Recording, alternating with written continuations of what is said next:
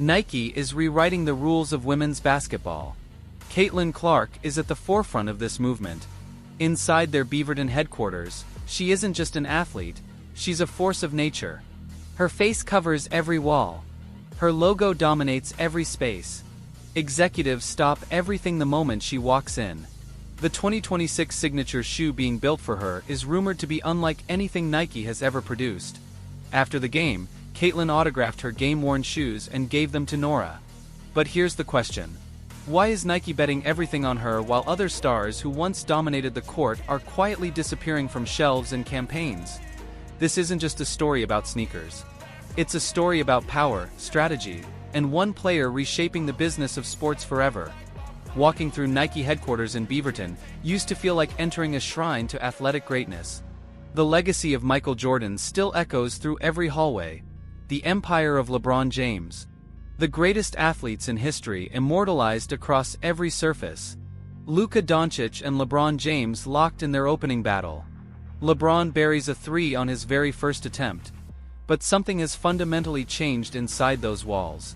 Today, walking through Nike headquarters feels like entering Caitlin Clark's personal kingdom. The transformation is staggering in its scale. Her interlocking CC logo dominates every space you enter. The From Anywhere campaign, her signature marketing initiative, stretches across entire building exteriors. Security staff have swapped their standard Nike uniforms for Clark jerseys. Employee break rooms play her highlight reels on non-stop loops.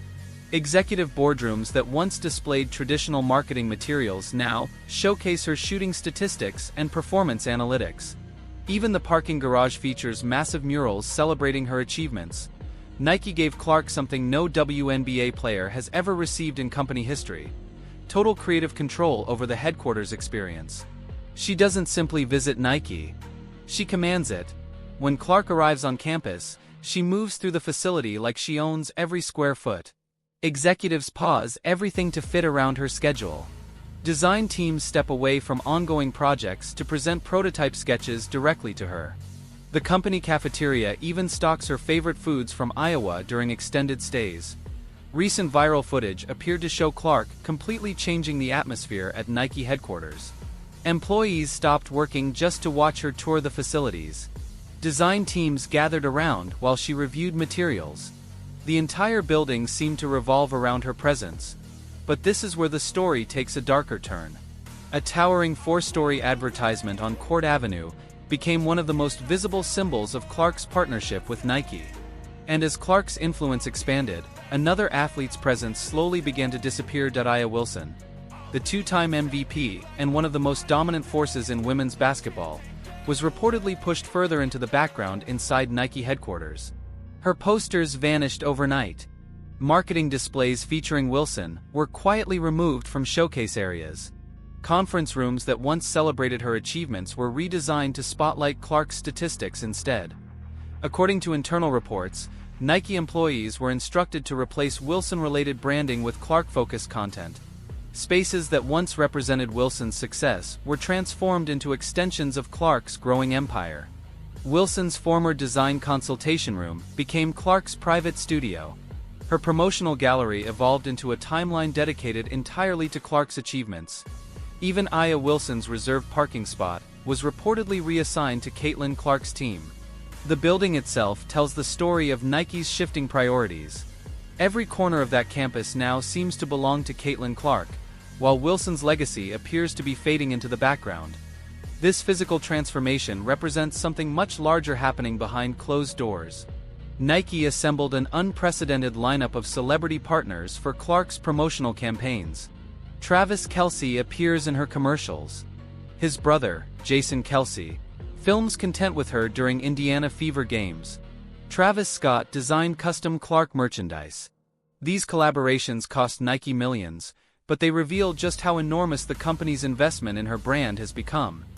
Industry veterans who have worked with Nike for decades say they have never seen anything quite like this. One longtime employee reportedly compared the atmosphere to only one other moment in company history: the early years of Michael Jordan's partnership with Nike. That comparison alone explains how highly Nike views Caitlin Clark's future potential. But then comes the other side of the story: the bargain bin disaster. Walk into major sporting goods stores right now, and you'll reportedly see Wilson's signature shoes sitting in clearance sections at deeply discounted prices. Foot Locker allegedly pushed them into discount racks. Dick's Sporting Goods reportedly moved them to bargain bins near the back of stores where fewer customers shop. These shoes launched with enormous hype only months ago. Nike expected them to dominate the women's basketball market. Instead, sales reportedly struggled to meet expectations. Wilson's signature line began appearing with prices reduced by 50% or more. It feels pretty surreal knowing that I'm a Nike signature athlete, and that I have my very first shoe. Stores reportedly could not move the inventory even at rock-bottom prices. Retail managers described her shoes as some of the weakest performing basketball products they had seen recently. The footwear that Nike hoped would transform women's basketball instead sat untouched beside discontinued models from players many fans barely remember anymore. The numbers painted a brutal picture. Industry reports claimed Aya Wilson's sales fell dramatically below expectations, leading Nike executives to question whether future releases were financially worthwhile. Her signature line allegedly generated less revenue in 6 months than some standard Nike basketball shoes produced in only 6 weeks. The company invested millions into Wilson's brand, only to watch the retail performance collapse across stores nationwide, and Nike's response appeared fast and unforgiving. Advertising support for Wilson's campaign reportedly vanished within weeks. Her commercials disappeared from television without explanation. Social media promotions stopped almost entirely. The company redirected nearly every marketing dollar away from her signature line. Wilson's shoes were suddenly left to survive without major backing from the swoosh itself. Store employees reportedly received constant instructions to further discount Wilson's inventory. Regional managers wanted the shelf space cleared for future launches. Her products occupied valuable retail space that stores needed for items customers were actually buying. Some locations permanently moved her signature collection into outlet sections. And this is where the contrast became impossible to ignore. Caitlin Clark's player-exclusive colorways were already appearing on NBA courts before her official signature shoe had even launched. Stephen Curry wore her colors during games. Multiple professional athletes reportedly requested Clark-inspired editions. Her influence reached the highest levels of basketball before consumers could even purchase a single pair at retail. Meanwhile, Wilson's signature shoes remained largely absent from NBA games and practices. Aside from her boyfriend, Bam Adebayo, very few professional players publicly wore the shoes in competition. Even athletes who received free Wilson products through Nike partnerships often chose different footwear on the court.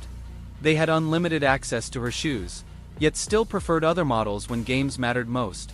The difference between Clark's growing NBA visibility and Wilson's near-complete absence highlighted the gap in perceived market momentum. One athlete appeared to generate organic demand that marketing alone could never manufacture.